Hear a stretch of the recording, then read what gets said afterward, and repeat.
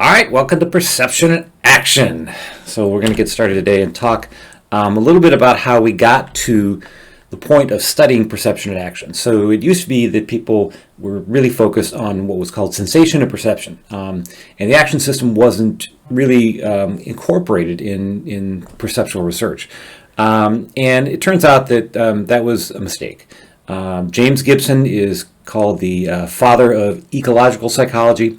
And ecological psychology is really focused on how the organism interacts with the environment, right? So in an ecological setting. So prior to Gibson, they would, put people in a laboratory with a patch over one eye and a long dark hallway, and they try to study depth perception. No, they put their mouth in a bite bar so they couldn't move their head. Gibson has said that's silly. That's not the environment that we grew up in or that we evolved in. When people are doing depth perception, they're moving. They're kind of moving their head around. They're using two eyes. They're using shadows and all kinds of cues.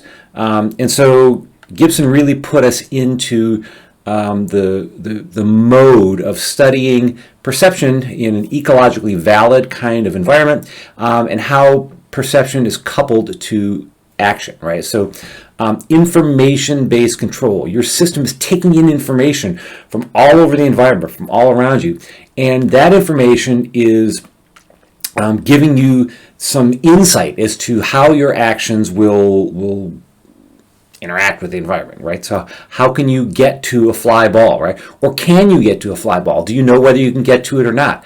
How does the motor system take that visual information from a fly ball and get the outfield to the right spot to make a catch?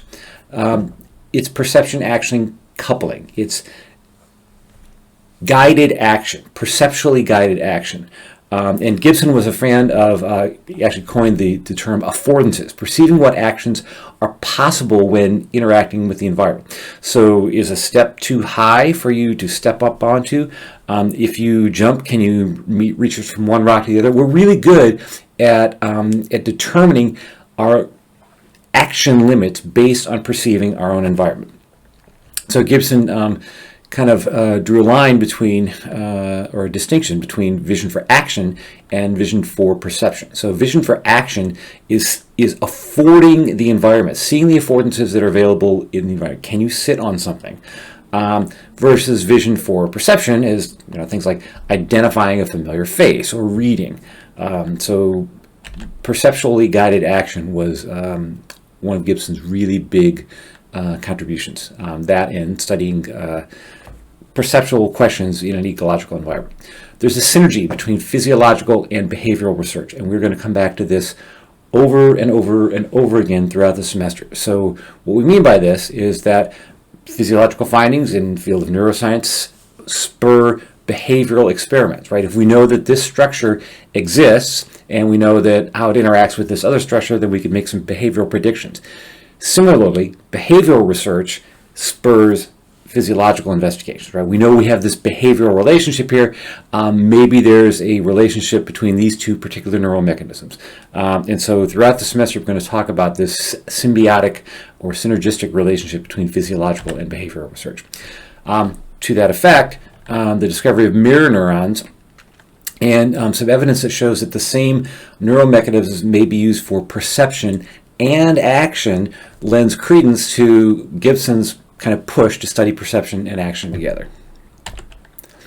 You're probably familiar with this scenario if you've had intro psychology, and I hope you have, where actions of the face, right, whether you're smiling or whether you are making a not smiling kind of face, and how that can influence your perception of whether or not a comic is funny or not, right? So in the condition on the right, there is a woman who has it in her teeth like this, and by activating the smiling muscles, that influences the perception of whether a cartoon is funny or not. So the cartoons, if you're not familiar with the study, in two different conditions, people are either forced to smile or forced to not smile.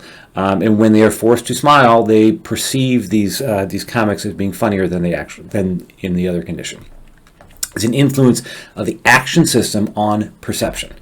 We know that there are plenty of studies that show that there's this relationship. So there's a guy named Denny Proffitt at the University of Virginia who did a study that showed that hills look steeper than they actually are, right? So if you look up a hill and you say, what's the angle of that hill? People way overestimate how steep the hill is.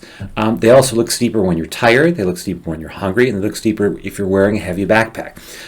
These processes are shaped by evolutionary forces, according to Proffitt.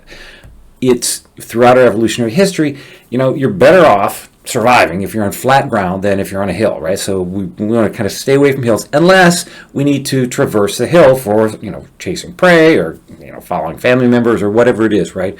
Lots going on in the course of our evolutionary history. And so the kind of visual overestimation of the height of hills, according to Proffitt, was to keep you away from hills. But it turns out that it's just a visual over-perception of the slide of hills because the motor system has an accurate representation of the hill.